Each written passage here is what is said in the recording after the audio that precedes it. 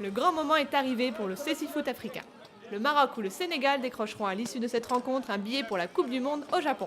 Les Lions de la Teranga, qui n'ont que quelques mois d'existence, se doivent d'inverser la tendance et de rattraper le but de retard encaissé lors du match aller.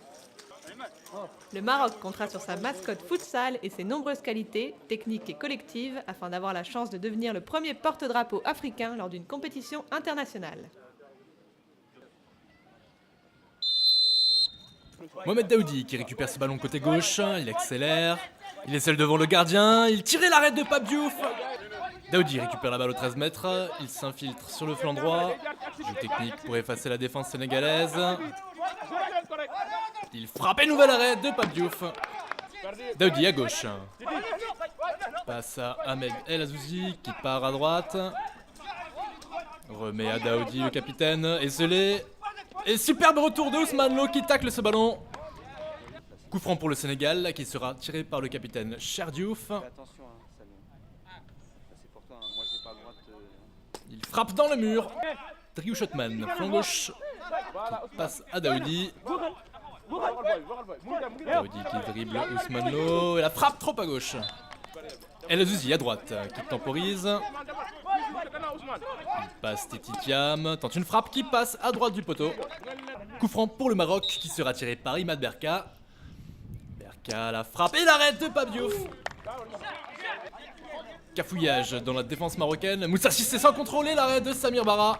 Cherdiouf qui tire, contré par El Azouzi. Qui prend le contrôle de la balle, remonte le terrain. Il passe Titi-Thiam, part sur le flanc gauche. Il tire et l'arrêt de Pape Diouf. Imad Berka récupère la balle, il arrive aux 13 mètres, il accélère, il est seul face au gardien. La frappe sur le poteau, la balle revient vers Berka. Nouvelle frappe et l'arrêt de Pape Diouf qui est la balle de break à l'équipe marocaine. El Azouzi qui progresse. Il part à droite, crochette à gauche. Et le tir vient frôler le montant droit.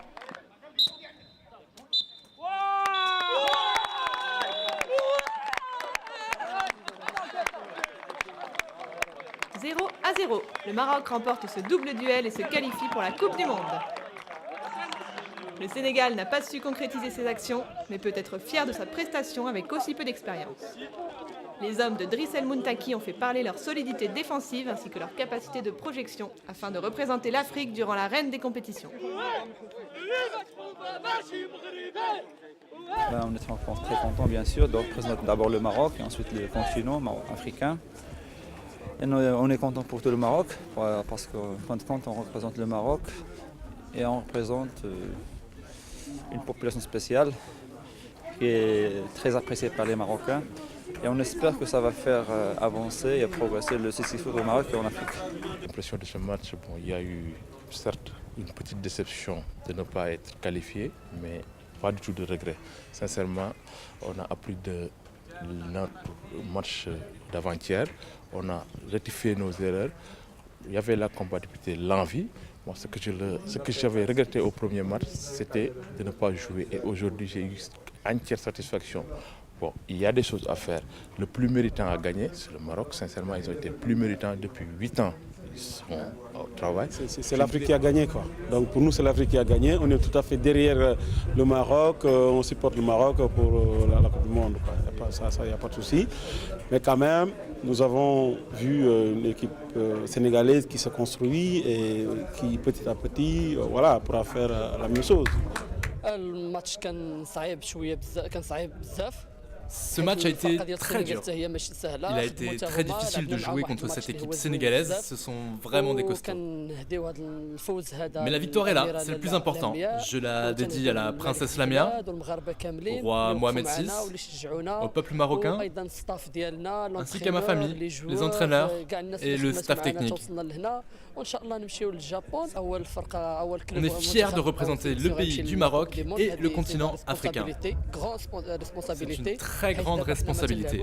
Nous espérons porter au plus haut les couleurs marocaines ainsi que les couleurs africaines.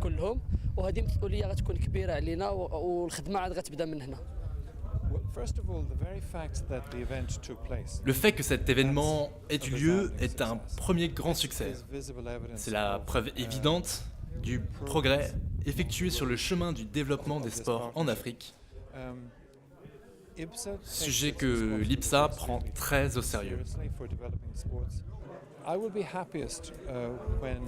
Je serais très heureux que cette compétition devienne un tremplin pour l'année prochaine, lorsque nous organiserons la première Coupe d'Afrique des Nations sur le sol africain.